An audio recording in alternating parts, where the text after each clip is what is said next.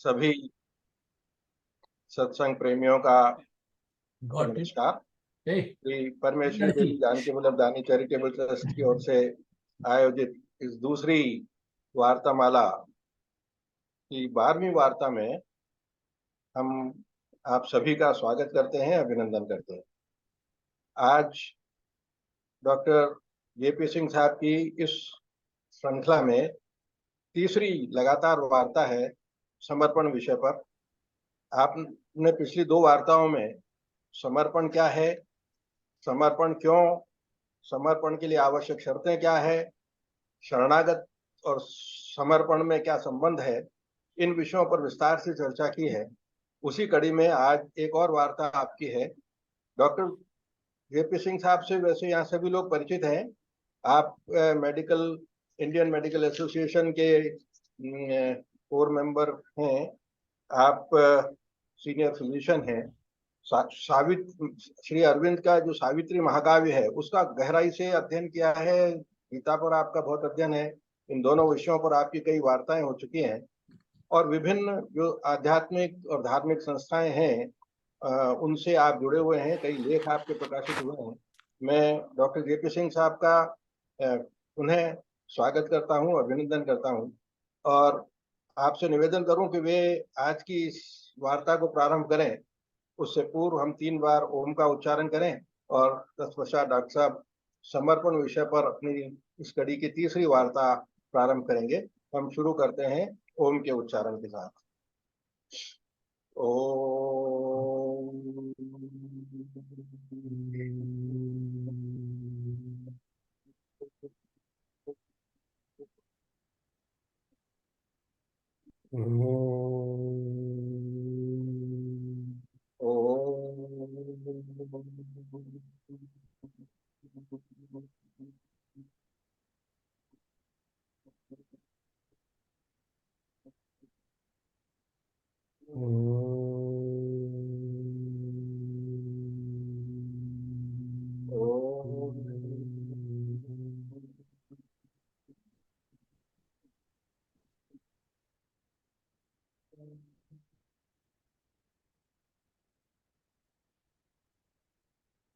Doctor JP Singh साहब।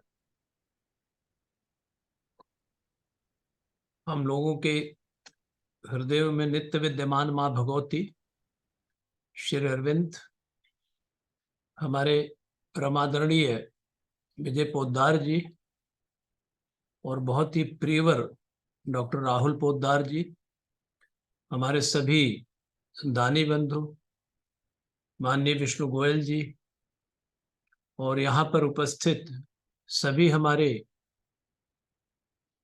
माँ परिवार के बहनों और भाइयों, आज जो हमारी चर्चा शुरू हुई थी सरेंडर पे या शरण या समर्पण पर, वो एक ट्रिपलेट के रूप में था और वो पूरे विषय ट्रिपलेट की आज संभवतः आखिरी कड़ी होनी चाहिए। तो थोड़ा सा हम एक पुनरावलोकन अगर कर ले तो समर्पण में पहले हमने चर्चा किया था कि समर्पण क्या है, कि it is decision taken to hand over all the responsibility of your life to the divine, यानी कि जीवन की सारी जिम्मेदारी भगवान को दे देना ही समर्पण है। दूसरी चीज ये बताई गई थी कि पहले अपने व्यक्तित्व को सुगठित करिए। पहले इंडिविजुअल बनना होता है कि सारे व्यक्तित्वों को सामंजस्य में लाइए, उसके बाद उसको डिवाइन को दीजिए और फिर वो इतना सत्यनिष्ठा के साथ आपका ऑफरिंग हो कि आपके जीवन का सारा भार भगवान खुद ले लें या आप भगवान की एक प्रतिमूर्ति बन जाए। इसके बाद हमने निवेदन किया था कि अभिप्सा, त्याग, समर्पण तीनों बहुत आवश्यक है। अभिप्सा और त्याग समर्पण पर पहुंचने के लिए एक स्टेप का काम करते हैं। फिर मैंने निवेदन किया था कि समर्पण के लिए 3 चीजों की बड़ी अनिवार्य आवश्यकता होती है। वो है कि आपका भरोसा होना चाहिए, आपका आश्रय होना चाहिए और आप में धैर्य होना चाहिए। अगर आप में ये तीनों चीजें हैं तो कभी अगर अभीप्सा आपकी डगमगाती भी उस पर तामसिकता का आवरण पड़ जाता है तो आपका ये भरोसा और आश्रय और धैर्य आपको फिर से उत्साहित करता है कि माँ तो है ना, डिवाइन तो है ना, ये जो कुहासा छाया हुआ है ये फिर आ जाएगा। तो इस तरह से ये भरोसा जब रहता है तो हमारा जो जिसके प्रति हम समर्पण करते हैं उसके प्रति हमारा विश्वास, हमारी विश्वसनीयता, हमारी श्रद्धा और प्रगाढ़ होती चली जाती है और वो फिर बाद में एक शरणागति के रूप में परिणित हो जाती है। कंप्लीट सरेंडर विदाउट रिजर्वेशन हो जाता है। जैसा हम लोगों ने देखा है, सावित्री में देखा है कि सावित्री में भी अश्वपति और सावित्री की साधना क्रमशः श्री अरविंद और माँ की साधना है, वो भी पूरी तरह से समर्पण पर ही बेस्ड है। और एक जगह जब अश्वपति की साधना चलती है तो वहां पे श्री अरविंद ने कहा है कि अश्वपति मैटर के लॉ से ऊपर उठ गया। और मैटर के लॉ से ऊपर उठने का मतलब ही सरेंडर की दिशा में आगे बढ़ना। क्योंकि जो भगवान का नियम होता है वो हमारा जो मैटर का नियम होता है जिससे हम आमतौर से हमेशा गवर्न होते हैं उससे कुछ इतर होता है। और वो ला हम पे कब लागू होगा जब हमारा तादाद में हमारी एकात्मता प्रभु से हो जाती, डिवाइन से हो जाती है। तो इतनी एक पृष्ठभूमि हमने थोड़ा आपको पूर्वानुमान या पूर्वालोकन के लिए आपके सामने एक स्मरण करने के लिए रखा। आज का जो विषय है वो भी समर्पण से ही है लेकिन मुख्य रूप से गीता बेस्ड है। आप जानते हैं श्रीमद् भगवत गीता में 18 अध्याय है, 18 चैप्टर्स हैं, जिसमें कि अध्याय 2 और अध्याय 18 दोनों सबसे बड़े हैं। अध्याय 2 सेकंड चैप्टर जिसको सांख्य योग कहते हैं, योग ऑफ नॉलेज, उसमें पूरी गीता के तत्व का सार है। और आखिर में अध्याय 18 वो उपसंहार है या सिंहावलोकन है। और अध्याय 18 में 78 श्लोक हैं और अध्याय 2 में 72 श्लोक है। इस दृष्टि से ये सबसे बड़े अध्याय माने जाते हैं। अब आज हम थोड़ा जो डिस्कस करेंगे माम एकम शरणम ब्रज, जो हमने अध्याय 18 के 66 श्लोक को थोड़ा सा ओपन करेंगे। आप सब प्रबुद्ध जन है, जानते हैं चीजों को डिस्कशन करने से वो चीजें हमारे अंदर अच्छी तरह से बैठती हैं। यही इस सत्संग का या स्पिरिचुअल डिस्कोर्सेस का फायदा है। अदरवाइज आप पढ़ते हैं, हम भी पढ़ते हैं, लेकिन ऐसे में बहुत सारी चीजें हम बोलते जरूर हैं लेकिन हम आपसे सीखते भी हैं। तो अध्याय ये 18 का 66वां श्लोक के पहले अगर हम 15वां श्लोक को थोड़ा देखें तो चीजें बड़ी स्पष्ट होंगी। इसके पहले भगवान ने अर्जुन से सब कुछ समझाते हुए कहा कि अर्जुन देखो, आप विचार विमर्श करके जैसा उचित समझो, जैसा तुमको समझ में आए वैसा करो। ऐसा उन्होंने कह दिया। कहने के बाद फिर 65वें श्लोक में वो फिर उनको कुछ सुझाव देते हैं कि निर्देश देते हैं। वो कहते हैं कि मन मना भव मद भक्ता मद्याजी माम नमस्कुरु मामे वैश्य से सत्यम ते प्रति जाने प्रियो अस्मि। अब इसमें देखिए भगवान ने 4 चीज उनको निर्देशित किया। मन मना, अर्जुन मेरे में मन लगाओ। देखिए मन जो है संकल्प विकल्प करता है। अंतःकरण चतुष्टय में 4 चीजें होती, इसमें मन होता है जो संकल्प विकल्प करता है। तो भगवान कहते हैं जो संकल्प करो वो हमको याद करके करो। और फिर कहते हैं मन मना, केवल संकल्प ही ना करो। मद भक्ता, डिवोट मी, यानी कि एक निश्चयात्मक वृत्ति ला करके हमारे अंदर वो करो, वो काम करो जो भी काम करते हो। फिर कहते हैं मद्याजी, यानी कि यज्ञ भावना से मुझे ही समर्पित करके काम करो। 3 चीज हो गई। और चौथा हो गया माम नमस्कुरु, वाउ टू मी, यानी कि मुझको प्रणाम करो, झुको। ये विनम्रता की पराकाष्ठा होती है। और विनम्रता की पराकाष्ठा इसलिए कह रहे हैं कि सारी साधनाओं का मूल जो उद्देश्य होता है, अहंकार का डाइल्यूशन होता, अहंकार का समापन होता है। तो अहंकार का समापन बिना विनम्रता के नहीं होता। तो 4 चीजें भगवान ने कही। उसके बाद कहते हैं ऐसा करने से तुम मेरे हो जाओगे, मेरे पास हो जाओगे। और देखिए कैसा कमांडिंग और आश्वासन देते हैं भगवान कि सत्य रूप से मैं कहता हूं, एक प्रतिज्ञा करता हूं कि तुम मेरे ही हो जाओगे। सत्यम ते प्रतिजानी। अब इसके बाद कहते हैं ऐसा क्यों? क्योंकि तुम मेरे प्रिय हो। अब देखिए, आप में बहुत सारे लोग बहुत अच्छे रिटायर्ड टीचर भी है, वैसे भी टीचर्स होंगे, प्रोफेसर्स होंगे। आपके सामने जब आपका स्टूडेंट समर्पण करता है तो वो समर्पण की वजह से जो टीचर होता है वो सब कुछ अपने अंदर का भाव उड़ेलता है। ठीक इसी तरह से भगवान यहाँ पे कमेंट्री में कहते हैं कि देखो अर्जुन, तुम मेरे प्रिय हो, इसलिए मैं ये कह रहा हूं। और कहा जाता है कि love is the motivating force of spiritual teaching. Spiritual teaching का जो मोटिवेशनल फोर्स है वो प्यार ही है, प्रेम ही। उसके कॉन्ट्रेरी जो वेतनभोगी शिक्षक होता है वो वेज अर्नर होते हैं। लेकिन जो स्पिरिचुअल टीचिंग का, जिसको कहते हैं joyous ecstasy of satisfaction and fulfilment, इसको एक रिवार्ड के रूप में कहा जाता है, वो वेतनभोगी शिक्षक को नहीं मिलता। तो भगवान यहां कहते हैं, अंत में खोल ही दिया, ये नहीं तुम मेरे सखा हो, तुम रिश्तेदार, ये सब नहीं, मेरे प्रिय हो, you are dear to me. इसलिए मैं तुमको ये गुह्यतम राज बता भी रहा हूं। और यहां पे निर्देश दिया 65वें श्लोक में, ये करो, 4 चीजें करो। और उसके साथ उन्होंने प्रतिज्ञा भी कर ली कि तुम मेरे प्रिय हो और तुम मेरे पास ही आ जाओगे। जब इतना हुआ, अब आप देखिए यहां निर्देश दे रहे हैं। और देखिए गीता की ये सौंदर्य है जिसको श्री अरविंद ने कहा है।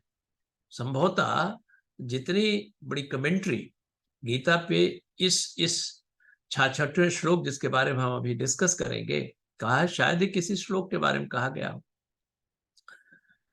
ये है 66वां श्लोक। सर्वधर्मान परित्यज्य माम एकम शरणम व्रज, अहम त्वा सर्व पापेभ्यो मोक्षयिष्यामि मा शुच। अब यहाँ पे अभी तक तो वो कह रहे हैं ये करो, ये करो, ये करो, और यहाँ पे तुरंत ही उन्होंने छोड़ने को कह दिया। और छोड़ने क्या कहा? सर्वधर्मान परित्यज्य। अब देखिए यहाँ पे अगर थोड़ी गीता पे हम शुरू से ध्यान दें तो भगवान जीवन के भौतिक और आध्यात्मिक पहलू दोनों में किसी को नहीं छोड़ा है। कारण क्या है? कारण यह है कि अर्जुन तो शुरू में कह रहा है संन्यास जो हमारे जीवन में, शास्त्रों में सबसे सर्वोच्च अवस्था मानी जाती है, वहां पहुंचने के लिए वो सब्लिमेशन के लिए पहले ही तैयार था। लेकिन उसका सब्लिमेशन, उस ऊंचाई पे जाना, वो आविद्यक था, क्योंकि उसको अच्छा लग रहा था। क्यों अच्छा लग रहा था? क्योंकि वो जो उसका कर्तव्य था छात्र धर्म के नाते, क्षत्रिय होने के नाते अधर्म के विरुद्ध लड़ने का, उसको पूरा करने में वो सकुचा रहा था, वो डर रहा था कि अपने जो अधर्म के साथ हैं, वो हमारे रिलेशंस हैं, उनसे हम कैसे लड़ाई करें। जबकि क्षत्रिय का धर्म होता अधर्म के विरुद्ध लड़ना। तो वहां पे भगवान उसको मोटिवेट करते हैं कि नहीं, आप काम करो और आप अपने कर्तव्य को पूरा करो। और कर्तव्य को पूरा अहंकार के पोषण के लिए भी पहले बताया, और फिर बाद में अहंकार के त्याग के लिए बताया। सब ये करते करते करते करते फिर थोड़ा सा अध्याय 2 में योगस्था कुरकर्माण पे संगम त्यक्त्वा धनंजया, वहां पे थोड़ा समर्पण का झलकी दिखा, और फिर आते आते कई जगह समर्पण का भाव दिखाया है। लेकिन अंत में 66वें श्लोक में ये कोई निर्देश नहीं देते, एक आदेश देते हैं, सर्वधर्मान परित्यज्य, सभी धर्मों को छोड़ करके माम एकम शरणम, मेरी शरण में ही आ जाओ। अब देखिए यहाँ पे ये कहा जाता है कि ये गीता का चरम श्लोक है। रामानुजाचार्य ने कहा है कि ये this is the noblest stanza of entire divine song, yet it is most controversial also. दोनों कॉन्ट्रडिक्शन या पैराडॉक्स हो गया कि जिसको नोबलेस्ट कहा जा रहा है उसी को पैराडॉक्स भी कहा जा रहा है, कंट्रोवर्शियल भी कहा जा रहा है। लेकिन कंट्रोवर्सी इसलिए है कि हमारी या तो नासमझी है या तो हम अपने अहंकार में डूबे हुए हैं, इसलिए इसमें कंट्रोवर्सी करते हैं। लेकिन ठीक से अगर समझे तो ये बहुत प्यारा श्लोक है। अब थोड़ा सा हम इस श्लोक के संदर्भ में धर्म की मीमांसा थोड़ी देखें। धर्म एज सच हम सब जानते हैं, कई संदर्भों में कई जगह कई भाव में यूज किया जाता है। कर्तव्य को भी कहीं धर्म कह देते हैं कि मैं डॉक्टर हूं, कोई प्रोफेसर है तो कहते हैं कि भाई मेरा ये धर्म है। कोई बिजनेसमैन कहता साहब ये मेरा धर्म है, तो अपने कर्तव्य को भी धर्म कह दिया। नैतिकता को भी कभी कभी धर्म कह देते हैं। फिर कभी तमाम सेरेमोनियल्स को भी हम धर्म कहते हैं कि धर्म प्रेमी है, बड़ी पूजा पाठ करते हैं और इतने घंटे तक ये तिलक चंदन लगाते, इसको भी धर्म कहते हैं। लेकिन धर्म के जो रियल भाव है वो धर्म का मतलब होता है law of being. Law of being का मतलब क्या हुआ? लॉ ऑफ बीइंग का मतलब होता है कि जिससे वस्तु के वस्तुत्व का भान होता है वही उसका धर्म होता है। फॉर एग्जाम्पल, एक शक्कर है, शक्कर मोटे दाने की भी हो सकती है, पाउडर भी होती है, छोटे दाने की हो सकती है। ये इसके तटस्थ लक्षण है, ये सेकेंडरी लक्षण है। लेकिन सबसे महत्वपूर्ण लक्षण जो है उसका मिठास है। शक्कर में से मिठास को अगर माइनस कर दिया जाए तो फिर शक्कर नहीं रह जाती। और दूसरी चीज होती है, ये जो मुख्य लक्षण होता है, ये जो धर्म होता है उसको, इसको कहीं से आरोपित नहीं करना पड़ता। शक्कर को बड़ा छोटा बनाया जा सकता है, लेकिन शक्कर की मिठास कहीं से आरोपित नहीं की जा सकती। इसलिए मिठास शक्कर का धर्म हुआ, इसेंस हुआ या स्वरूप हुआ। अब इसके बाद दूसरा उदाहरण लेते हैं, अग्नि का। अग्नि में उष्णता, ये उसका स्वरूप लक्षण है या उसका धर्म है? क्योंकि अग्नि में उष्णता को कहीं से आरोपित नहीं किया जाता, वो उसका स्वधर्म है, उसका यह स्वरूप है। लेकिन हाँ, अग्नि के और भी लक्षण होते हैं। धुआं भी होता है, उसमें फ्लेम जो होती है डिफरेंट कलर की, छोटी बड़ी, लाल पीली हरी नीली होती है, तो उसके वो सेकेंडरी लक्षण हो गए। लेकिन एसेंस क्या हुआ? वो एसेंस हुआ कि उसकी उष्णता। ठीक इसी तरह से अगर हम अगले संदर्भ को ले, मनुष्य को ले, तो मनुष्य का धर्म क्या है, स्वधर्म क्या है, एसेंस क्या है, स्वरूप क्या है? तो उसका स्वरूप आत्म स्वरूप। हम अज्ञानवश आविद्यक रूप से अपने सेकेंडरी लक्षण से तादात्म्य कर बैठे होते हैं। जैसे मैं शरीर हूं, मैं मन हूं, मैं बुद्ध हूं, मैं डॉक्टर हूं, मैं इंजीनियर हूं, मैं बेटा हूं, मैं बाप हूं, मैं भाई हूं, मैं ये हूं वो हूं, ये उसके सेकेंडरी लक्षण है। लेकिन एसेंस क्या है? एसेंस है वो केवल और केवल आत्मा, जिसके बगैर मनुष्य का अस्तित्व नहीं होता है, और आत्मा को कहीं से अलग से आरोपित करने की आवश्यकता नहीं होती। जो हम उसको नहीं जानते, पहचानते नहीं है, क्योंकि हमारा तादाद आविद्यक होता है। जो हमारा इसेंस नहीं है उससे हम अपना तादाद या आइडेंटिफिकेशन कर बैठे। तो इसलिए मनुष्य का जो इसेंस हो गया, स्वरूप हो गया, जो धर्म हो गया, वो है उसका आत्म स्वरूप या आत्मा है। तो भगवान क्या कहते हैं, अर्जुन अभी तक तुमको मैंने क्षत्रिय कहा, तुमको महाबाहो कहा, तुमको परंतप कहा, तुमको भारत कहा, तुमको हे पांडव कहा, आदि आदि कुंती पुत्र कहा, ये सब कहा। सखा भी कहीं कहा, कहीं मित्र भी कहा, अंत में डियर भी कह दिया। लेकिन ये आपके धर्म नहीं, इसेंस नहीं है। इसेंस क्या है आपका? इसेंस आपका आत्मस्वरूप है। आत्मस्वरूप मीन्स परमात्मा ही आपका इसेंस है। तो कहते हैं कि सर्वधर्मान परित्यज्य, आवेद्यक रूप में जो आपके तादाद में इन सब नॉन या अनात्म वस्तुओं से हो चुके हैं, उस सब को छोड़ दो। जब हम इस भाव को समझते हैं तो इस श्लोक की क्लैरिटी आ जाती है, क्रिस्टल क्लियर हो जाता है। तो कहते हैं कि सर्वधर्मान परित्यज्य। अब इसको अगर दूसरे तरीके से लें तो कोई कहता है कि हम तो फला संप्रदाय का हमको छोड़ने कह रहे हैं भगवान, हम फला संप्रदाय के हैं, फला धर्म के हैं, आदि आदि। तो वो भाव यहाँ नहीं है। ये इसके जो इसेंस है उसको ग्रहण करने के लिए ये जो नॉन इसेंस है, ये सेकेंडरी चीजें हैं, उसको भगवान ने छोड़ने के लिए कहा है। फिर ये हो गया सर्वधर्मान परित्यज्य। अभी तक कहा कि तुम ये करो वो करो वो करो, लेकिन अब फौरन सबको छुड़वा देते हैं कि सब छोड़ दो। अब आगे आते हैं सर्वधर्मान परित्यज्य मामेकम शरणम व्रज, come to my refuge alone. ये नहीं कहते कि यहां से तादाद करो, वहां से तादाद करो, वहां से, ये नहीं कहते। Come to my refuge alone, मेरी शरण में ही आओ। देखिए यहाँ पे शरण में आने का मतलब क्या हुआ कि आप जो कर्म करो हमारे लिए करो, जो कर्म करो ईश्वर अर्पण भाव से करो, जो कर्म करो उस समय जो बुद्धि की योजना है वो हमेशा मेरे में ही आपका ध्यान लगा रहे। तो इसका मतलब हुआ कि आपका ऐसे ऐसे कर्म करते हुए आप 24/7 आप भगवान को ही याद करेंगे, भगवान से ही आपका तादात्म्य हो जाएगा, भगवत निष्ठा आपकी हो जाएगी। तो कहते मामेकम शरणम ब्रज, मेरी शरण में आ जाओ।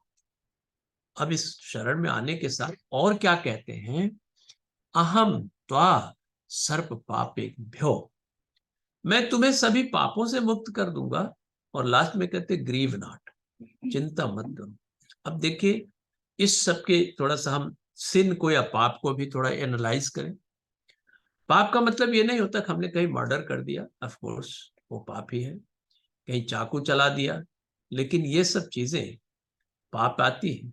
लेकिन अगर ये गलत इंटेंशन से, स्वार्थ परक इंटेंशन से करी जाएंगी तो इनसे क्या होगा, हमारा मन जो है अशांत होगा। इन सब चीजों से हम शांत पूर्वक नहीं रह सकते। तो यहाँ पे कमेंट्री में कहा जाता है कि जिन चीजों से, जिन कृत्यों से आपका मन में विक्षेप, आपके मन में अशांति आए, irrespective of nature of work, वो पाप कहा जाता है। लेकिन जब आप भगवान की शरण में पहुंच गए तो उस समय के लिए आश्वासन कहते हैं वो उनका काम हो गया कि सारे पापों से मैं मुक्त कर दूंगा। और वो सारे पापों से मुक्त करने का मतलब ये नहीं कि तुरंत वाले पाप, वो जन्म जन्मांतर के पाप जो है से लिबरेट कर देंगे आप, भगवान कर देंगे। तो इस तरह से हम लोग कितने भी इंटेलेक्चुअल हैं, स्वामी चिन्मयानंद का सेंटेंस आप लोगों को याद होगा, we are ignorantly wise and stupidly intellectual. हमारा इंटेलेक्चुअल क्लास जो है वो बहुत सारी चीजों में इग्नोरेंट होता है और बहुत सारी चीजों में स्टूपिड भी होता है। क्यों? क्योंकि अहंकार का इतना प्राबल्य होता उसमें कि वो जो समझता है वही चाहता है, वही सुनना चाहता है, वही करना चाहता है।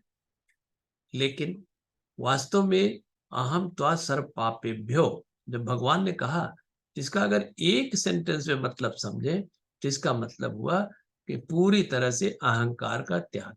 कैसे? कि जब हम अपने को कहते हैं मैं मन हूं, मैं बुद्धि हूं, मैं प्राण हूं, मैं ये हूं वो हूं, तो उसमें हमेशा मैं मीन्स स्मॉल आई लगा रहता है। तो स्मॉल आई को कैपिटल आई में रिप्लेस करने के लिए तो सारी साधना हो रही है। यानी कि आप जैसे देखें कि हम बचपन में कहते हैं मैं बाल्यावस्था में हूं, मैं बालक हूं या बालिका हूं, मैं किशोर हूं, मैं नौजवान हूं, मैं वृद्ध हूं। तो ये अवस्थाएं तो सब की सब जो है वो बदलती है। और मेडिकल साइंस कहती है कि हर 7 साल में ऑलमोस्ट पूरा शरीर बदल जाता है। अगर मैं जेपी सिंह हूं तो नाम बाह्य रूप से भले जेपी सिंह रहे, लेकिन जेपी सिंह का कलेवर जो है बदल गया, क्योंकि सारी सेल्स, ऑलमोस्ट सारी सेल्स वो चेंज हो जाती है। तो इस तरह से, लेकिन मैं जो होता है वो वही रहता है। इसलिए भगवान कहते हैं कि सर्वधर्मान परित्यज्य, यानी कि आप जो है आत्मस्वरूप में अवस्थित हो, और जो आविद्यक रूप से इग्नोरेंस में अपने को ये कह रहे हैं उसको छोड़ो। तो कहते हैं कि अहम त्वा सर्व पापेभ्यो। और ये भी कभी कभी होता है कि हमारे में पाप के प्रति बड़ा एक लगाव होता है। हमने कभी कोई काम किया है, गलत काम किया है, आज भी मुझे याद रहता है मैंने बड़ा भारी पाप किया, उसका अपराध बोध हमेशा रहता है। बहुत सारे लोग ऐसे होते हैं कि मैंने ये गलत किया, ये गलत किया, ये गलत किया। वो पीछे की भूत की स्मृतियों में आपकी एनर्जी वेस्ट होती है। और कभी कभी ये पाप जो है ये भविष्य की दुश्चिंता के रूप ले लेता है, future worries of the future का रूप ले लेता है, क्योंकि इसमें भी मन अशांत होता है, मन जो विक्षेपित होता है और हम परेशान रहते हैं। तो यहाँ भगवान कितना बड़ा आश्वासन दे रहे हैं, अहम त्वा सर्व पापेभ्यो मोक्षयिष्यामि, मैं इन सबसे लिबरेट कर दूंगा। और ये हमें समझना भी चाहिए। ये हम अगर समझ करके इस भाव को हमेशा अपने हृदय में प्रतिष्ठित करते हैं तो निश्चित रूप से वो समय ऐसा आता है कि जब हम पूरी तरह से एक स्वतंत्र महसूस करते हैं अपने को, हम फ्री हो जाते हैं, कोई बोझ नहीं होता। फिर आखिर में भगवान कहते हैं मोक्षयिष्यामि मा शुचः ग्रीव नॉट, चिंता मत करो। अब यहाँ पे चिंता मुक्त होने का भी भगवान आश्वासन देते हैं, ऑर्डर देते हैं कि चिंता न करो। अब देखिए, चिंता अगर हम स्पिरिचुअल पाथ पे मुड़ गए हैं तो भी कई बार हमें चिंता भी होती है इस चीज के लिए कि हमने इतनी मेहनत किया, पता नहीं आगे क्या होगा। कई बार ये होता है, मन में इस बात का एप्रीहेंशन होता है, हम इतने समय से ये भगवत गीता का अध्ययन कर रहे हैं, जप कर रहे हैं, मैंने अपना भौतिक उपलब्धियों की उपेक्षा किया और कहीं मेरा एक्सीडेंट हो गया तो ये भी चिंता होती है, आदमी ये भी परेशान होता है। लेकिन अगर शास्त्र का ठीक से ज्ञान होता है और शास्त्र आपके अंदर दृढ़ प्रतिष्ठित होता है तो भगवान यहां आश्वासन देते हैं कि ग्रीव नॉट, अगर हमारे पास आ गए हो तो ग्रीव नॉट, चिंता मत करो, शोक मत करो। फिर आगे कहते हैं, कई बार ऐसा भी होता है कि हम अपना जब एसेस करने चलते हैं तो मन में इस बात का भी विक्षेप होता है कि पता नहीं मेरा मोक्ष होगा कि नहीं होगा, कब होगा, कैसे होगा, ये भी सोच करके परेशान होता है। जबकि हमारा शास्त्र कहता है कि भाई इसकी भी आपको चिंता एप्रीहेंशन नहीं होना चाहिए। आपको करना क्या चाहिए? कर्म करना चाहिए राइट पर्सपेक्टिव में और समर्पित भाव से करना चाहिए। और समर्पित भाव से करने का भाव ही है कि अगर उसमें निस्वार्थता है, ये समर्पण ही है, आप समर्पण की दिशा में बढ़ रहे।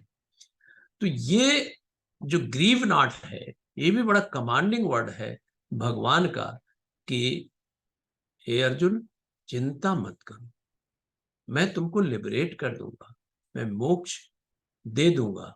अब देखिए यहाँ पे थोड़ा सा हमें ये भी समझने की आवश्यकता है कि हम लोग मोक्ष से मतलब क्या समझते हैं। एक वेदांत का कॉन्सेप्ट यह है कि मोक्ष का मतलब हुआ कि जन्म मरण से छुटकारा पाना। ये वो लोग कहते हैं जो ये सोचते हैं कि ये जो जगत है ये दुखालय है, यहां से जितना जल्दी मुक्त मिल जाए उतना ही अच्छा है। तो कहते भाई ये जन्म हुआ है, ये जन्म में भी तकलीफ, संसार के समय में व्यवहारिक जीवन में भी तकलीफ, परेशानी परेशानी, इसलिए इसको छोड़ना अच्छा है। तो वो मोक्ष की बात कहते हैं। लेकिन श्री अरविंद कहते हैं मोक्ष का मतलब, लिबरेशन का मतलब होता है कि आप जन्म लेने या न लेने के लिए स्वतंत्र हैं। जन्म लेने की अनिवार्यता नहीं। अभी तक तो हम जन्म लेने के लिए परतंत्र हैं, हमारे कर्म ऐसे क्यों लिबरेट नहीं हुए हैं, हमें तो जन्म मिलेगा मिलेगा अपने कर्म के अनुसार। लेकिन आप जन्म लेने के लिए, तभी उन्होंने कहा कि birth eight will and death eight will, एक ऐसी अवस्था आएगी जब इंसान birth eight will and death eight will की अवस्था को प्राप्त करेगा। हालांकि वो बहुत सैकड़ों हजारों वर्षों में आ सकती है, आएगी, और कुछ लोगों में ही आएगी। जब सुप्रामेंटल का पूरी तरह से बोलबाला हो जाएगा वो संभव है। और वो शरीर, ये शरीर नहीं रहेगा, वो पंच महाभूतों वाला शरीर नहीं रहेगा, उसको दूसरा शरीर रहेगा। तो ये संभव है। तो इसलिए यहां भगवान कहते हैं कि मां शुच, आप चिंता मत करो, इसके लिए भी चिंता ना करो कि पता नहीं मेरा लिबरेशन होगा कि नहीं, मोक्ष होगा कि नहीं। लेकिन इतना जरूर है कि भगवत गीता में बताया है कि अगर आप में समता आ गई है, समत्तम योग उच्यते, वहीं से योग शुरू होता है अध्याय 2 का 48 श्लोक से। तो समता अगर आ गई तो समता एक आपके कृत्यों का एक तरह से असेसमेंट होता है। जैसे मान लीजिए आप कितने भी मोक्ष वाले हो जाएं, जीवन में है तो विपरीत परिस्थितियां आएंगी, विपरीत परिस्थितियां कट नहीं सकती। उसके प्रति हमारा भाव क्या होगा, हम कैसे फेस करेंगे, ये इंडिविजुअल टू इंडिविजुअल वेरी करता है। तो उसमें कहते हैं कि अगर आप में समता है, उस समता का असेसमेंट क्या है। तो भगवान कहते हैं देखो, अगर आपके जीवन में विपरीतताएं आती है, मान लीजिए नियरेस्ट डियरेस्ट है वो चला गया, अप्रत्याशित रूप से चला गया, तो आमतौर से सभी दुखी होते हैं। लेकिन बहुत सारे लोग, मेजॉरिटी, इतने दुखी, इतने व्यथित होते हैं कि महीनों, सालों, और समटाइम्स होल लाइफ, और sometimes whole personality become depressed. और कुछ लोग तो सुसाइड भी कर लेते हैं। तो दैट मीन्स कि समता नहीं आप। लेकिन ये विपरीतताएं अगर आती हैं, एक दिन, 2 दिन, 3 दिन आदमी परेशान होता है, लेकिन उसके बाद भी अगर परेशानी बनी रहे तो इसका मतलब हमारा इंजन गड़बड़ है, हमें अपने को सुधारने की आवश्यकता है। तो समता जो है एक असेसमेंट होता है कि जो विपरीतताओं के आने पे आप कितने व्यथित होते हैं, कितने व्यथित नहीं होते हैं, इससे आपका एक एक मेजरमेंट होता है। ये चीज हमारे मन में होना चाहिए। लेकिन ये समता तब पूरी तरह से दृढ़ प्रतिष्ठित हो जाती है जब हमारा कोई आश्रयदाता हो और जिसमें हमें पूरा भरोसा, पूरा आश्रय हमें हो जाए, और वो अटेस्टेड हो जाए, बिल्कुल टेस्टेड हो जाए, अटेस्टेड हो जाए। जैसे मैंने निवेदन किया था पिछले दफे में शरणागति में, कुछ लोग नए हो, हम स्मरण करा देते हैं। वो यह था कि सुग्रीव को राम के बल पे उतना विश्वास नहीं था, जबकि राम कह रहे थे मैं बाली को मार दूंगा। लेकिन उसने सोचा कि ये कह भले रहे हैं, ये ख्याल अच्छा है, मन बहलाने के लिए अच्छा है। लेकिन भगवान ने भी उसकी पल्स को समझा, उनकी मनोवृत्ति को, उनके चेहरे के टेक्सचर को समझा। तो वहां पे बाली दिखाते हैं कि 7 पेड़ हैं ये ताड़ के, ये जो इसको भेद देता है वो बड़ा बलशाली होगा। तो अपने जो भक्त होने जा रहा था, अभी मित्र है, उसके सामने उन्होंने एक तीर से ही 7 पेड़ों को गिरा दिया। तब जो है उसके अंदर एक इतनी प्रीति बढ़ी कि हाँ, ये मेरा काम कर देंगे। ये बाली को, जो हमारा दुश्मन है, भले भाई है लेकिन अगर दुश्मन है तो वो उसको ये मार देंगे।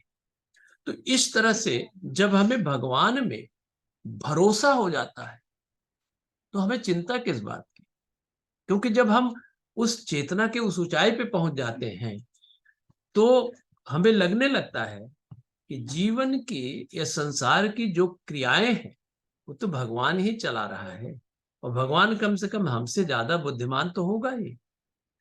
तभी सावित्री में आप सब जानते हैं प्रेयर का महत्व तो बड़ा है। Sincere prayers are always granted, ये हम लोग पढ़ते सुनते रहते हैं, लेकिन एट द सेम टाइम ये भी लिखा है heaven's wiser love rejects rejects mortals' prayer. क्यों वो प्रेयर मॉर्टल की प्रेयर को रिजेक्ट करता है, जबकि एक जगह कहा है कि sincere prayers are always granted? क्योंकि वो जानता है कि अभी मनुष्य जिस स्तर पे है, जिसकी अभ्यर्थना कर रहा है, जिसकी चाहत कर रहा है, वो उसके लिए उपयुक्त नहीं है। भगवान प्रियता अप्रियता पे ध्यान नहीं देते, वो उसके हित और अनहित पे ध्यान देते हैं। इसलिए समर्पण जितना ज्यादा हमारा हो जाएगा उतना ही ज्यादा हितकारी हमारे लिए होगा, क्योंकि बागडोर जो है वो भगवान के हाथ में हो जाती है। प्रबल प्रेम के पाले पड़कर हरि का नियम बदलते देखा, हम लोग सुनते हैं।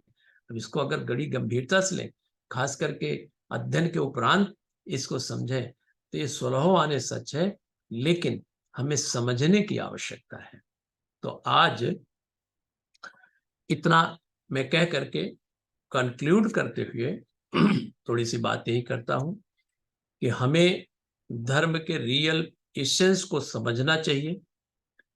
इंग्लिश में रिलीजन शब्द बहुत फिट नहीं बैठता, धर्म का बड़ा लूजली कहते हैं, लेकिन रिलीजन का जब एक बहुत अच्छा भाव निकाला जाता है तो धर्म से साथ फिट बैठता है, खास करके स्वधर्म के साथ। रिलीजन का मतलब रीलिगेयर, कि पुनः जहां से हमारा स्रोत है उससे बांध देना। हमारा स्रोत क्या है?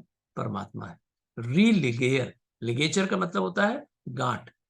तो रीलिगेयर यानी कि हम जो हमारा स्रोत है उससे बंध जाना, उससे एकाकार हो जाना, उससे एकात्मता का भाव विकसित कर लेना, यही रिलीजन है। रियल रिलीजन जो लॉ ऑफ बीइंग है, जो वस्तु का वस्तुत्व का बोध कराने वाला होता है, वही तो धर्म है। तो अगर इस भाव से हम धर्म को समझेंगे तो ये श्लोक बहुत ही खूबसूरत हमें लगेगा। और जो कहा गया है कि भगवत गीता का चरम श्लोक है, वो चरम श्लोक नोवेलेस्ट स्टैंजा है, ये हमारे समझ में आ जाएगा। इसके बावजूद भी तो ये हो गया कि हमारी जो सारी साधना होनी चाहिए वो समर्पण की तरफ बढ़ती है। और समर्पण क्यों होना चाहिए? क्योंकि हमें अपने स्रोत से जो अज्ञानवश हम कट गए थे उसी के साथ एकाकार हो जाना। ध्यान रहे, योग का मतलब कोई जुड़ना नहीं होता। जुड़ना तो दो वस्तुओं में होता है, लेकिन हम तत्वतः आत्मस्वरूप हैं, केवल उसको हम भूल गए हैं या पहचान नहीं पाते। उसी को पहचानना ही तो योग है, और बकाया सारी प्रक्रियाएं योग के हेतु हैं। जैसे अष्टांग योग हो गया, या कई बार पातंजल का योग हो गया, कई बार हम लोग कहते हैं कुछ दंड बैठक करते हैं, उसको भी योग कह देते हैं। ये सब चीजें उसके हेतु होती। अदरवाइज अगर हम राइट पर्सपेक्टिव में समझते हैं तो श्री अरविंद ने कहा है कि सारा जीवन ही योग है, क्योंकि किसी भी मार्ग से हम समर्पण तक पहुंच सकते हैं, और समर्पण के जरिए भगवान से पूरी तरह से एकाकार या एकात्म हो सकते हैं। और साथ में फिर जीवन में जो एक कृतकृत्यता होती है, फुलफिलमेंट होता है, वो चीज हम अचीव कर सकते हैं, क्योंकि हम इतना मटेरियलिस्टिक उपलब्ध होते हुए भी हमेशा हम डिससेटिस्फाइड रहते हैं। कारण है कोई ऐसी चीज है जिसको हमारे हृदय में एक प्राप्त करने की अभीप्सा है, और जब तक हम उसको प्राप्त नहीं कर पाते तब तक हम असंतुष्ट रहते हैं। और वो संतुष्टि, वो फुलफिलमेंट जब भगवान से, अपने स्रोत से हमारा तादात्म्य हो जाता है, तो वो फुलफिलमेंट होता है। That is joyous ecstasy of fulfilment. बहुत बहुत शुक्रिया, आप लोगों ने अवसर दिया, सुना, और मेरा तो बड़ा आनंद आया। बहुत बहुत शुक्रिया। धन्यवाद डॉक्टर साहब, बहुत ही सुंदर व्याख्या आपने धर्म की है। और धर्म, भगवान ने जो कहा है कि सभी धर्मों को छोड़ दो, इसका अर्थ आपने स्पष्ट रूप से बताने की कोशिश की है कि इसका क्या अर्थ है। समर्पण क्यों करें? क्योंकि हम अपने स्वरूप में, जो हमारा आत्म स्वरूप है, उसमें जाने के लिए हमारे लिए समर्पण की आवश्यकता है। समता पर आपने समता की व्याख्या की, समता की का इवेल्युएशन या उसका असेसमेंट कैसे हो सकता है। बहुत ही सुंदर व्याख्या आपकी रही आज। आपका बहुत बहुत आभार। और कोई मित्रों से, डॉक्टर विष्णु जी गोयल पहले बोलना चाह रहे हैं। विष्णु जी कृपया अनम्यूट करिए। गोयल साहब प्लीज अनम्यूट करिए। हाँ जी, मेरा डॉक्टर साहब एक संशय है जी कि क्या समर्पण जी केवल प्रभु के लिए ही आवश्यक है? हाँ, ये प्रश्न पहले भी कहा था मैंने। पहले भी आया है। हाँ, मैं बताता हूं। मैं बोलूं गोयल साहब? हाँ जी, हाँ। देखिए, समर्पण हर जगह आवश्यक होता है।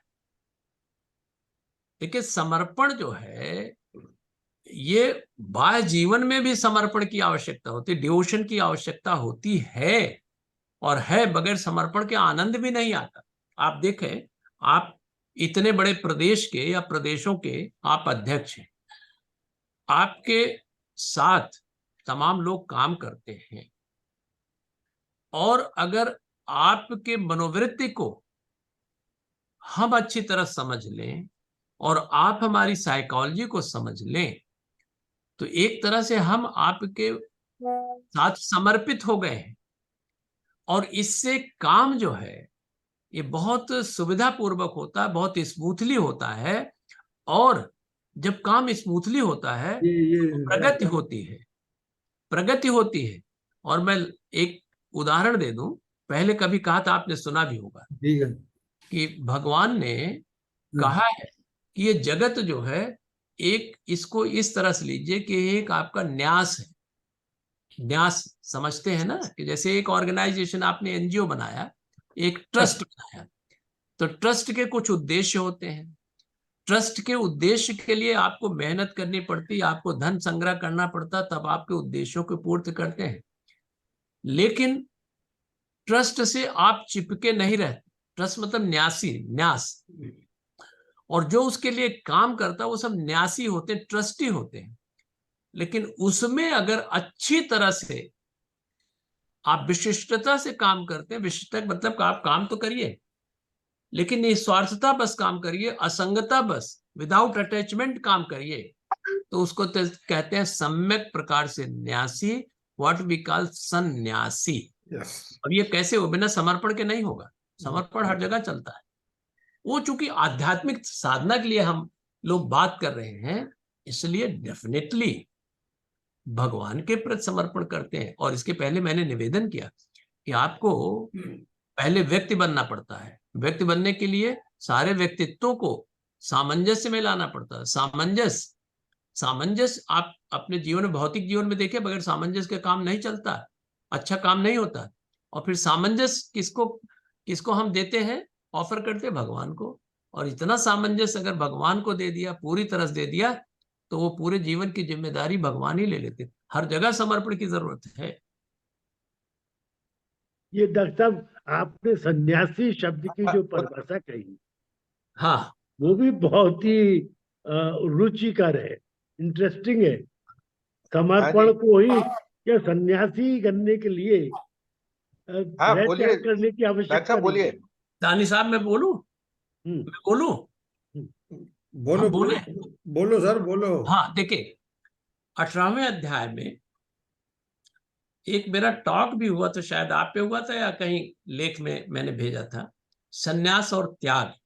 हाँ, हो चुका है पहले। यहीं पर हुआ सर। सेकंड श्लोक है 18वें का। भगवान अर्जुन ने प्रश्न पूछा था कि सन्यास और त्याग का हमें अंतर बताओ।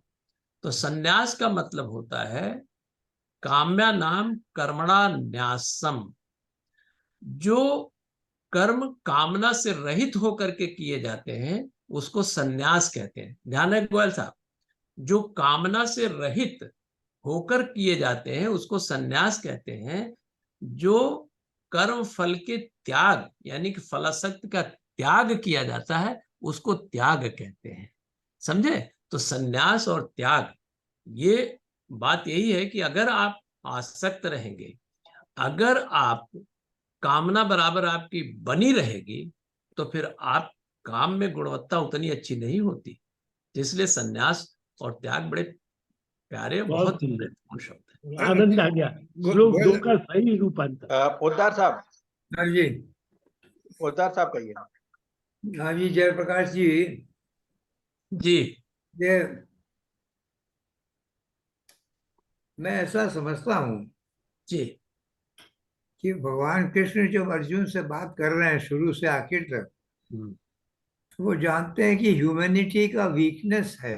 यस, बिल्कुल बिल्कुल सही। अलग टाइम में अलग अलग विचारों में फंस जाते हैं, इसलिए अलग अलग तरीके से उसको समझाते आ रहे हैं, जी जिसमें लगता है कि विरोधाभास है। जैसे चौथे अध्याय में 11वां श्लोक, ये यथा माम प्रपद्यन्ते तांस तथैव भजाम्यहम् मम वर्तमानुवर्तन्ते भक्त सर्वे सर्वदा।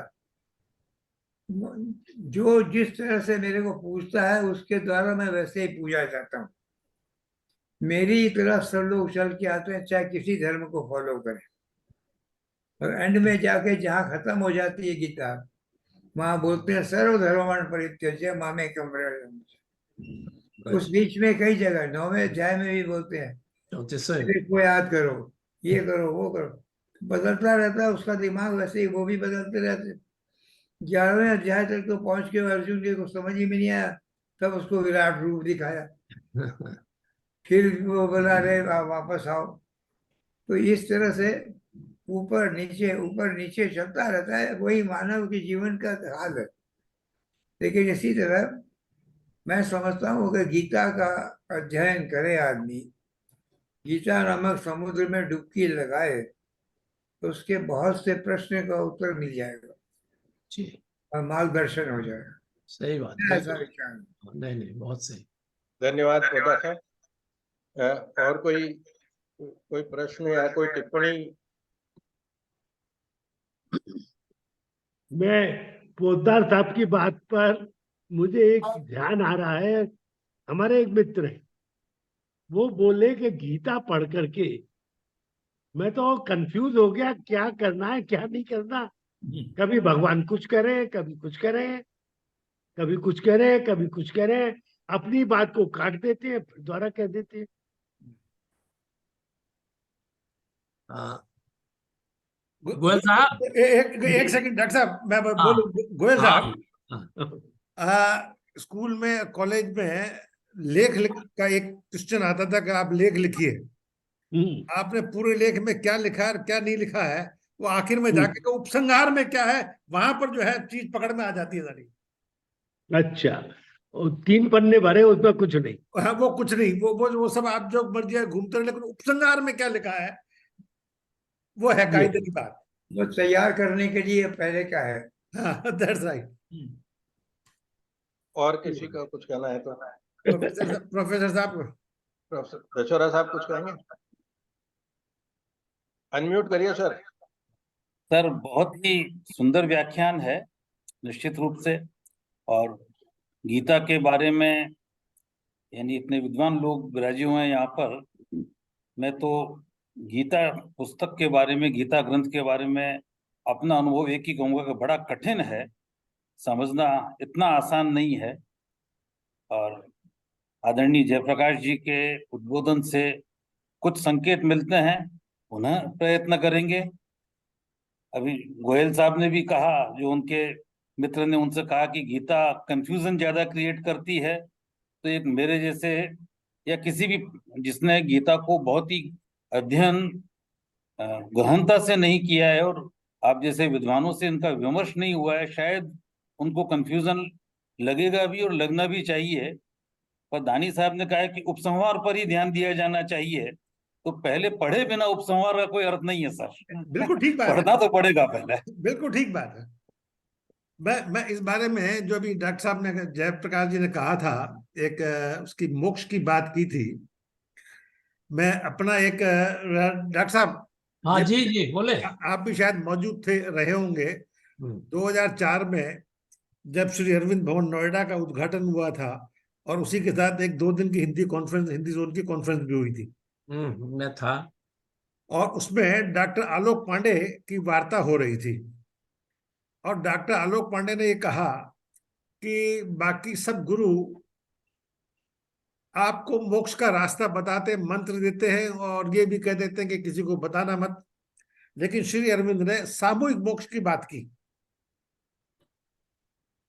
तो एक जिज्ञासा मेरे मन में हुई, और मैंने उनसे सवाल पूछा कि आमतौर पर मोक्ष का मतलब ये होता है इस दुनिया में आवागमन से मुक्ति, और सामूहिक मोक्ष का मतलब ये, अगर सबको मुक्ति मिल गई तो इस दुनिया में बचा क्या? तो उसका जो उन्होंने उत्तर दिया वो मैं आपसे शेयर कर रहा हूं। उन्होंने कहा कि हम दुनिया में आने जाने से क्यों डरते हैं, हम क्यों मोक्ष चाहते हैं? हम परेशान हैं इसलिए। अगर आपको कोई फिल्म अच्छी लगती है तो आप 1 बार 2 बार 3 बार 4 बार जितनी बार देखना चाहें, और कोई बहुत बुरी लगती है तो हो सकता है पैसे भी छोड़ करके आधे रास्ते में चले आए वापिस। तो उन्होंने कहा मोक्ष का हम दुनिया में परेशान है क्या? तो उन्होंने कहा असली जो जो जो बात है वहां पर जो उन्होंने कही, तमसो माँ ज्योतिर्गमय अस्तो माँ सदगमय तमसो माँ ज्योतिर्गमय मृत्यु। अगर हम उस रास्ते पर चल रहे हैं, अगर उसको मतलब समझ करके जीवन हम जी रहे हैं, तो मोक्ष ही हम परेशान है ही नहीं। और जब परेशान नहीं है तो फिर ये आवागमन और ये फालतू की बातें दिमाग में सोचने का मतलब ही नहीं। जी वो फालतू की है कि नहीं, ये तो अलग अलग लोगों के नहीं नहीं मैं बोलूं। हाँ बिल्कुल बिल्कुल। हाँ डॉक्टर साहब। बड़े दानी साहब का आदेश है। हाँ हाँ हाँ जी, आप बिल्कुल प्लीज। देखिए एक्चुअली ऐसा है कि हम कई बार, चाहे वेदांती हो चाहे श्री अरविंद के जानने वाले हो, हम एकांगी हो जाते हैं, कोई भी हो। कहीं पे कोई विरोधाभास नहीं है कुछ चीजों को छोड़ करके। देखिए श्री अरविंद ने कहा है जहां पे अन्य लोग खत्म करते मैं वहां से शुरू करता हूं। उसका मतलब क्या हुआ? उसका मतलब ये हुआ कि लिबरेशन प्री रिक्विजिट है। लिबरेशन यानी कि मोक्ष, स्वतंत्र होना, ये प्री रिक्विजिट है। यानी कि भगवान अपने आत्म स्वरूप में अवस्थित होना, ये प्री रिक्विजिट है। तो इसके लिए आप ये सोचें कि हम एकांगी मुक्ति चाहते हैं, ऐसा नहीं। अरे हम कहते कोई एकांगी मुक्ति भी चाह ले तो क्या समझते हैं कि आसान बात है? दानी साहब, ये कोई हम मोक्ष को प्राप्त कर लिए, उसके बाद क्या होगा वो तो भगवान करें, जो करना करें। लेकिन क्या हम अगर मुक्त हो गए, तो श्री अरविंद ने तो यही कहा था कि जहां से और योग खत्म होते वहां से मैं शुरू करता हूं। और योग खत्म होने का मतलब क्या हुआ कि लिबरेट हो गए। और ये कहते हैं कि हम बंधन जो है ये गलत है, आत्मा तो नित्य मुक्त है, केवल हम उसको पहचानते नहीं। तो हम प्रयास करके वैयक्तिक लिबरेट तो हो जाए। इसीलिए मैंने निवेदन किया कि लिबरेशन का मतलब ये नहीं होना चाहिए कि जन्म मरण से छुट्टी मिल जाए, जन्म मरण की अनिवार्यता न रह जाए। वही वही बात है। Birth eight will and death eight will. इसलिए कहीं किसी को क्रिटिसाइज नहीं करना चाहिए। डॉक्टर साहब, भैया दानी साहब, जी कि क्या नाम लिबरेशन ये आसान बात है क्या? हम कहते कोई व्यक्ति लिबरेट हो जाए, ये आसान बात है क्या? अरे उस लायक तो पहुंचे, उस रास्ते पे चल जाए, यही बहुत बड़ी उपलब्धि है। तो ये मेरा कहने का मतलब है, इसमें कोई डॉक्टर साहब एक बहुत आवश्यक प्रश्न है मेरा। हाँ अब तक तो अनावश्यक एक पूछे जगह थे। श्री कृष्ण कहते हैं कर्मों के फल का त्याग कर, कर्मण्य पातिकारक से। हाँ और दूसरी तरफ करें तो कर्मों का ही त्याग कर दे।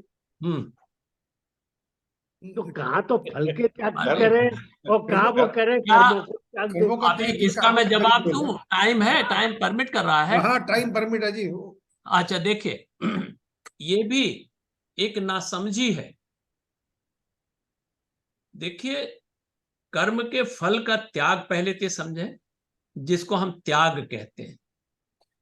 कर्म फल के त्याग का मतलब ये होता है कि अगर फल में हमारी आसक्ति होगी, जैसे मान लीजिए, सपोज कीजिए कि एक लड़के को उसके माँ बाप ने कहा तुम 90% मार्क्स ले आना, और लड़का ये सोच रहा है कि अगर हमारा 90 का 85% आएगा तो हमारे माँ बाप क्या कहेंगे, हमारे टीचर क्या कहेंगे।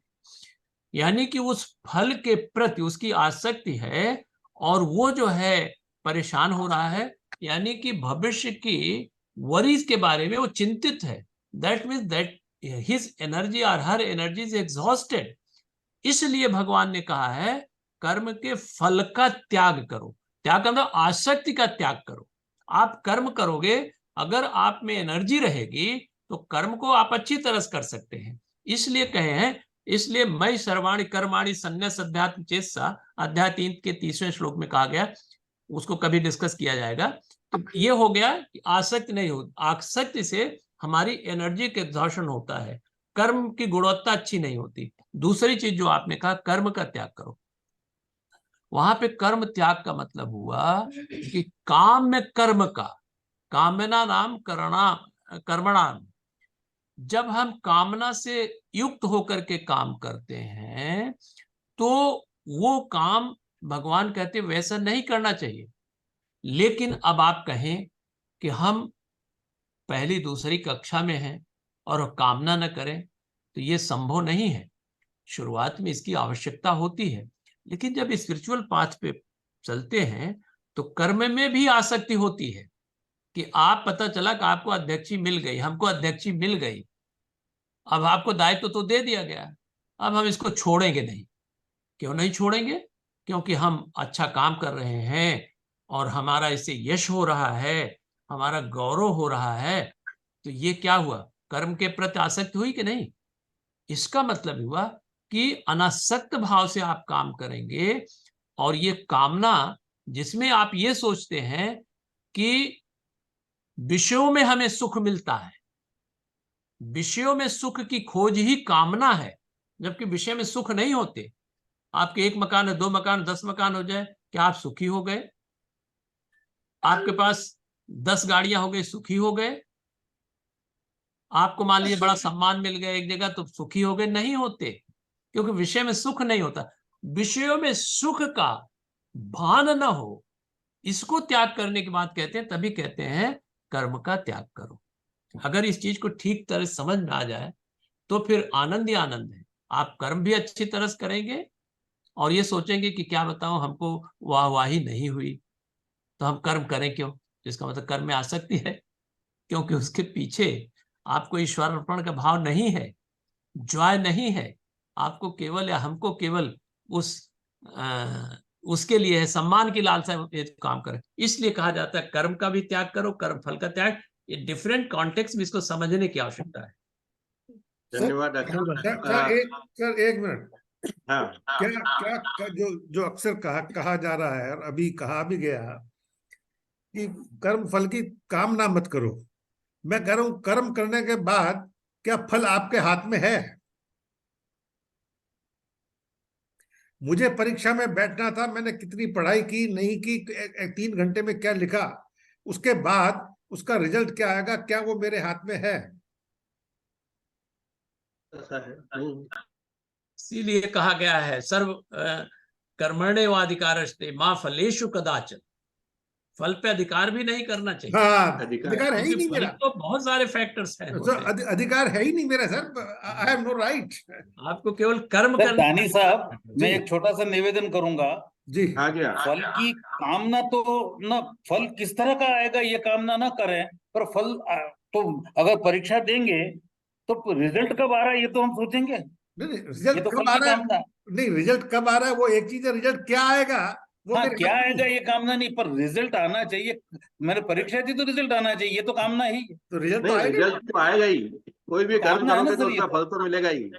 ये फल मिलेगा, पर फल की कामना ना करें, ये बात नहीं आई सर इसमें। क्यों, कामना तो है रिजल्ट आए, अच्छा है बुरा है। नहीं, रिजल्ट आना कामना नहीं है सर। रिजल्ट तो कामना तो यह है कि मैं फर्स्ट डिवीजन से पास हूँ, डिस्टिंक्शन सर से कभी पास रिजल्ट नहीं नहीं, आता नहीं, तो हम परेशान होते मैं हैं, बताऊं, कब आएगा अगर result? अगर आप हमको परमिट करें तो मैं बताऊं। हूँ। जी। देखिए, प्रोफेसर दशोरा साहब है ना, हाँ जी। दशोरा साहब, जी हाँ साहब। ऐसा है कि कामना जब एक शुरुआती दौर में होता है तो कामना आपका प्रेरक बल होता है। कि जैसे एक बच्चा है, क्लास में जाता है, तो शुरू में उसको फर्स्ट डिवीजन, फर्स्ट रैंक आने की लालसा आप देते हैं, हम देते हैं कि फर्स्ट लाओ। तो कामना भी करता है कि हमें फर्स्ट लाना चाहिए। तो वो जो है उस समय के लिए आवश्यक होता है, और ये जो है अहंकार जनित होता है। तो इसलिए कहते हैं, ईगो, श्री अरविंद ने कहा है, आपने पढ़ा ही होगा, ego is helper, ego is bar. एक स्टेज तक इसकी आवश्यकता होती है, आपको व्यक्ति बनने के लिए ईगो की जरूरत होती है। लेकिन अगर आप ईगो को ही पकड़े रहेंगे तो ये ईगो आपको डाउन कर देगी, डायलूट कर देगी। तो जो कामना की बात है, कामना का मतलब ये होता है, ये कामना मना नहीं किया गया है, लेकिन कामना का मतलब होता है कि व्हाट इज कामना, बुद्ध की वो योजना, ध्यान दें, जिसमें मनुष्य विषयों में सुख की खोज करता है। कामना का मतलब इतना, अगर आप समझ गए तो फिर अब आपको आपके लेवल पे, हमारे लेवल पे तो ये समझाया जा सकता है, लेकिन अब छोटे बच्चे हैं, उनको तो ये नहीं समझाया जा सकता। हम लोग एक स्पिरिचुअल मीटिंग में हैं, तो विषय में सुख होते हैं क्या? आप बताइए। आपके पास एक कार आ गई, मन होता दो कार आ गई, लेकिन कार तो वही रहेगी, तीसरी चौथी कार भी आ सकती है, उससे आप सुखी होंगे क्या? उससे वास्तव में सुख और दुख मन की अवस्थाएं हैं। जो हमारे मन के अनुकूल होगा वो हमको, उससे हम सुखानुभूत करेंगे, सुख की अनुभूति करेंगे, जो हमारे मन के अनुकूल होगा। और जो मन के प्रतिकूल होगा वो हमको, हम उससे दुखी होंगे।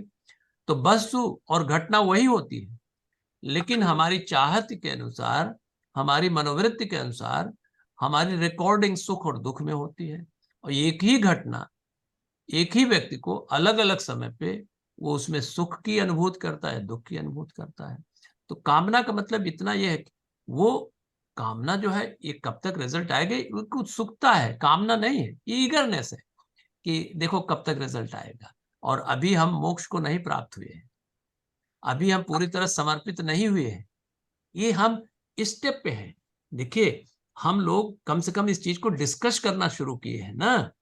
अभी तुरंत तो हम, क्या नाम का, उसमें लिबरेट तो नहीं हो जाएंगे, मोक्ष को नहीं प्राप्त करें। ये धीरे धीरे धीरे धीरे चीजें समझ में आएंगी। मंत्री जी, धन्यवाद दीजिए। अनम्यूट करिए।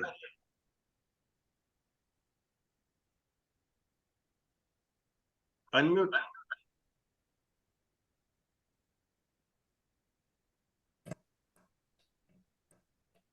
बाइडेन ने बुला लिया। आदरणीय हाँ डॉक्टर जी। जेपी सिंह साहब, मैं अपने मन की बात कहूं कि बहुत दिनों से आपको नहीं सुना था साहब। 3 हफ्ते पहले से मैं इसमें लगा हुआ था कि आपका आपका उद्बोधन आए। और देखिए, किस्मत की बात है, मैं पहला उद्बोधन आपका सुन ही नहीं पाया, कहीं और था। दूसरा मैं सुनने बैठा और उसमें मेरे साउंड ही नहीं आई, तो मैं सिर्फ उसको उठ के चला गया। और बाद में फिर मैंने वो जो सत्संग ग्रुप में आते हैं वो सुने। और आज उनको उसकी लगातार निरंतरता में मैंने जब ये सुना है और समझा है, तो इतना क्लियर कट विश्लेषण हो रहा है कि आप कहीं से भी उसे पकड़ लीजिए, आप प्रोग्रेस कर जाएंगे। बस हमारा काम इतना ही है, लिबरेट करने वाला करे, बाद में करे, कोई फर्क नहीं पड़ता है, लेकिन यार हम रास्ते पे तो चले। आपका बहुत बहुत धन्यवाद जेपी सिंह साहब।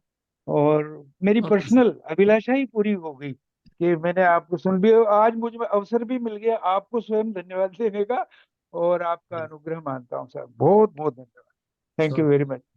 सभी सत्संग प्रेमियों का धन्यवाद। हम लोग अगले शुक्रवार को फिर से मिलेंगे। स्वास्थ्य संबंधी वार्ता होगी अगली बार, अगली 2 कड़ियों में। तो तब तक के लिए आयुर्वेद, मानव और प्रकृति। स्वास्थ्य वार्ताकार। और प्रकृति। धन्यवाद। Thank you. धन्यवाद।